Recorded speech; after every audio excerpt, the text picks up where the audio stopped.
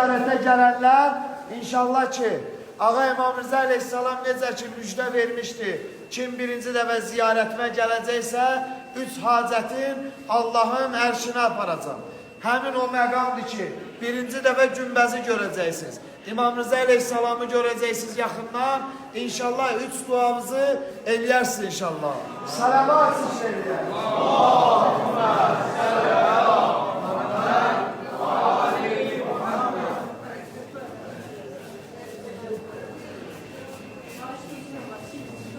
Nur-i Gül-i Cemal-i Muhammed salavat.